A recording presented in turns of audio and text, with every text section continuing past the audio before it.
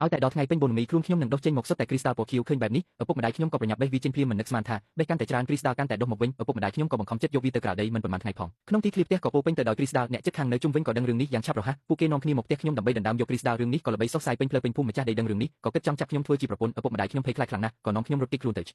ៅងាយចុងក្រោយពួកយើងក៏រត់ទៅដល់ភូមិគ្រឹះចាស់មួយដែលគេបោះបង់ចោលនៅទីនោះខ្ញុំបានជួបនឹងសត្វកំប្រុកពណ៌លឿងមួយក្បាលដែលកំពុងសំពះព្រះច័ន្ទវាឃើញខ្ញុំពោពេញទៅដោយគ្រីស្តាល់វាអរខ្លាំងណាស់ក៏ក្រាបសំពះខ្ញុំភ្លាមហើយខ្ញុំថាព្រះនាងគ្រីស្តាល់រួចសួរខ្ញុំថាតើវាដូចមនុស្សឬដូចទេវតាខ្ញុំក៏ឆ្លើយថាវាគឺជាទេវតាជាន់ខ្ពស់ដែលចាប់ជាតិមកកំប្រុកនោះក៏ត្រឡប់ទៅរកភាពដើមវិញភ្លាមខ្លាយជាទេវតាពិតប្រាកដមែនដើម្បីតបស្នងសងគុណដែលបានជួយវាបានផ្ដល់ឲ្យខ្ញុំនៅគម្ពីរហ្វឹកហាត់មួយក្បាលមិនដល់3ឆ្នាំផងខ្ញុំក៏បានសម្រេចមកផលខ្លាយជ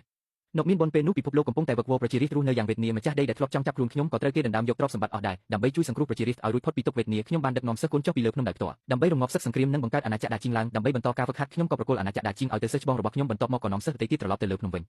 ញដើម្បីសាកល្បងសមត្ថភាពគ្រប់គ្រងប្រទេសរបស់កូនចៅសិស្សច្បងខ្ញុំរៀងរាល់20ឆ្នាំម្ដងខ្ញុំនឹងចុះពីលើភ្នំមកពិនិត្យមើលម្ដងឲ្យតែឃើញថាកូនចៅរបស់សិស្សច្បងខ្ញុំបើមានស្ដេចអត់ខាន់ស្លាខ្ញុំនឹងដកតំណែងគាត់ភ្លាមនេះជាលើកទី5ហើយដែលខ្ញុំចុះពីលើភ្នំខ្ញុំជិះសត្វក្រៀនមកដល់ក្រៅព្រះបរមរាជវាំងស្រាប់តែឃើញភ្លើងឆេះសន្ធោសន្ធៅខ្ញុំបារម្ភខ្លាចមានរឿងអីជើងទៅតែបដិក៏ត្រូវគេឡោមព័ទ្ធជុំចិត្តពួកគេចោទថាខ្ញុំជាឃាតក៏លួចធ្វើឃាតស្ដេចឃើញអ្នកដឹកនាំគឺព្រះអង្គម្ចាស់ខ្ញុំទើបដឹងថាភ្នែករបស់គាត់ដូចសិស្សច្បងខ្ញុំខ្លាំងណាស់ប្រហែលជាកូនចៅគាត់ហើយមិនទាន់ទាំងបានប្រាប់អត្តសញ្ញាណផងព្រះអង្គម្ចាស់ក៏បញ្ជាឲ្យគេបាញ់ព្រួញមកលើខ្ញុំឃើញព្រួញជាច្រើនបាញ់សម្ដៅមកខ្ញុំក៏បើករបាំងការពីពណ៌មានព្រួញទាំងនោះមិនទាន់ទាំងប៉ះរបាំងផងក៏ធ្លាក់ចុះអស់ទង្វើនេះធ្វើឲ្យព្រះអង្គម្ចាស់និងអ្នកដទៃភ័យស្លន់ស្លោគិតថាខ្ញុំជាស្រីបិសាចស្រីបិសាចនេះចូលមកក្នុងជំរំស្ដេចឪពុកខ្ញុំបើមិនអញ្ចឹងទេរឿងដែលស្ដេចឪពុកខ្ញុំពោលសន្លប់នឹងមិនបែកធ្លីឡើយដល់ពេលនោះក្នុងរាជវាំងច្បាស់ជីវឹកវរមិនខាន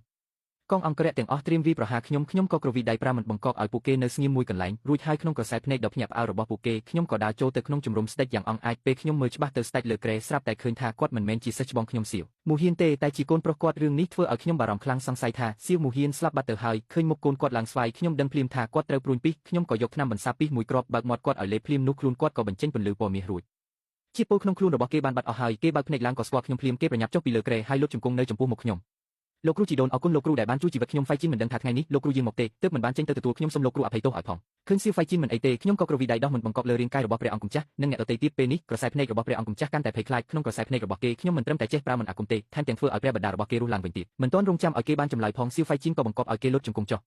លីនយួនប្រញាប់លុតជង្គង់សុំគ្នាទោសលោកគ្រូជីដូនទៅសម្រាប់ភាពឆោឡោរបស់ឯងកាលពីមុនសៀវលីនយួននេះហើយមិនជឿសោះថែមទាំងយកច្រឡំថាខ្ញុំប្រើមិនអាគមដាក់ព្រះបិតារបស់គេទៀតរូបរាងខ្ញុំច្បាស់ជាក្មេងស្រីម្នាក់តើអាចជាលោកគ្រូជីដូនបានយ៉ាងម៉េចទៅ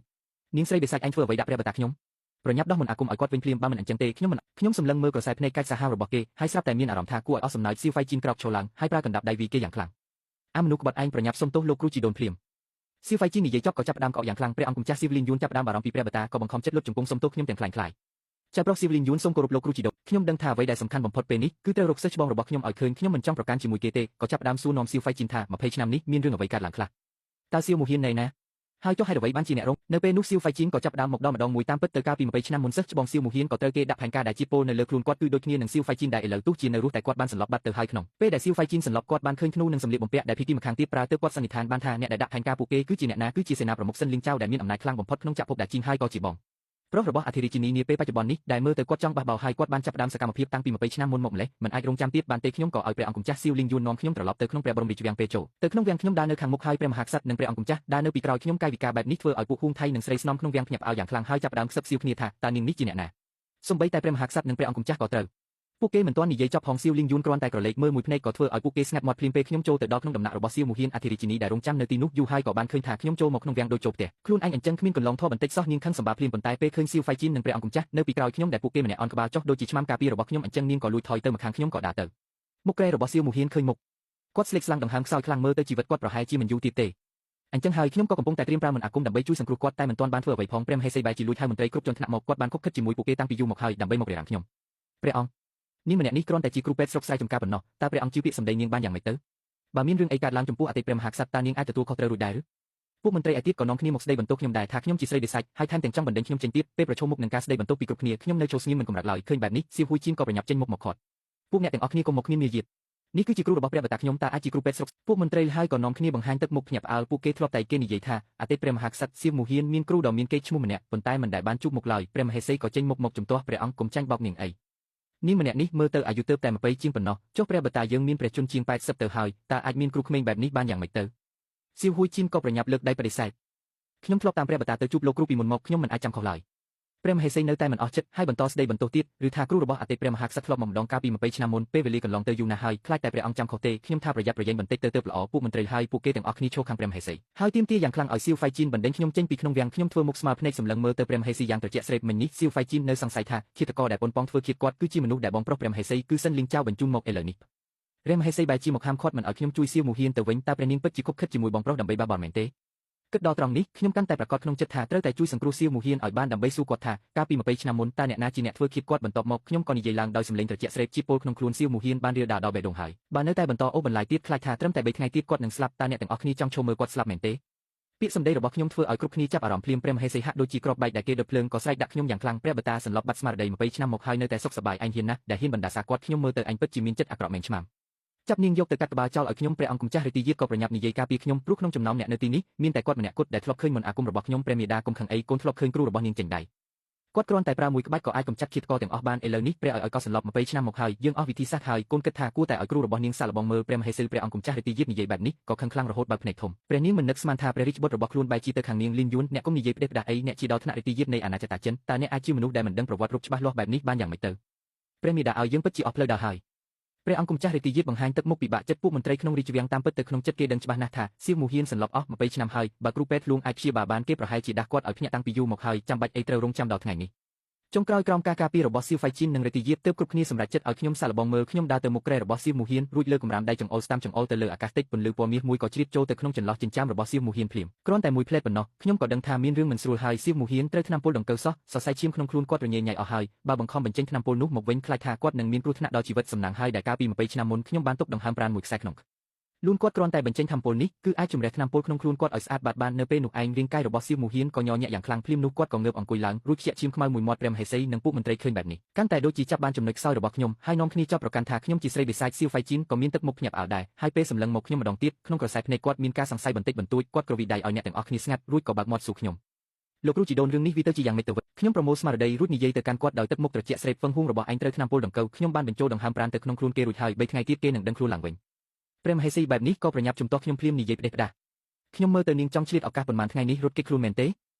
ក្នុងនាមជាគ្រូរបស់សៀវមូហៀនខ្ញុំខ្ជិលនឹងដមត់ជាមួយគាត់ណាស់3ថ្ងៃទៀតនឹងដឹងលទ្ធផលហើយសៀវហ្វៃជីនមើលទៅពួកមន្ត្រីក្នុងរាជវាំងរួចក៏ងាកមកមើលខ្ញុំហាក់ដូចជាពិបាកសម្រេចចិត្តណាស់ចុងក្រោយគាត់ទ្រាំនឹងសម្ពាធយ៉ាងខ្លាំងមិនត្រឹមតែមិនដេញខ្ញុំចេញទេថែមទាំងឲ្យខ្ញុំស្នាក់នៅក្នុងព្រះបរមរាជវាំងទៀតហើយថែមទាំងចាត់ឲ្យពួកនាងស្នំនឹងខន្ទីមកបម្រើខ្ញុំយ៉ាងល្អតែខ្ញុំដឹងច្បាស់ណាស់សៀវហ្វៃជីននិយាយថាឲ្យខ្ញុំស្នាក់ក្នុងវាំងតាមនាមយសតាមពិតទៅគឺចង់ឃ្លាំមើលខ្ញុំខ្លាចខ្ញុំរត់ចោលតែអ្វីដែលខ្ញុំនឹកស្មានមិនដល់នោះគឺព្រឹកថ្ងៃបន្ទាប់សៀវមូហៀនបែរជាដាច់ខ្យល់ស្លាប់ទៅវិញព្រះអង្គម្ចាស់ក៏ប្រញាប់រត់ចូលមកក្នុងបន្ទប់ខ្ញុំដើម្បីរាយការណ៍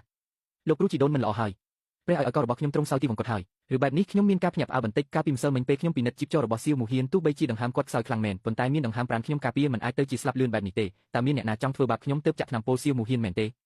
ខ្ញុំកាន់តែគិតកាន់តែចម្លែកដូច្នេះលោកគ្រូតើវាមានរឿងអីទៅមិនមែនលោកគ្រូថាព្រះបតាខ្ញុំនឹងភ្ញាក់ឡើងវិញអ្នកណាទៅចាប់នាងបិសាចនេះអូសចេញទៅកាត់ក្បាលចោលទៅចាំសិនសៀវមូហៀនមិនទាន់ស្លាប់ទេគ្រាន់តែយប់មិញមានគេដាក់ថ្នាំពុលគាត់ទើបធ្វើឲ្យអាការគាត់កាន់តែកុំមកនិយាយពីអសរោះខ្ញុំឃើញថាឯងគ្រាន់តែចង់ប្រើល្បិចកដើម្បីពន្យល់ថាតើមានគេដាក់ថ្នាំពុលសៀវមូហៀនមែនឬអត់គ្រាន់តែសួរគាត់ទៅនឹងដឹងហើយ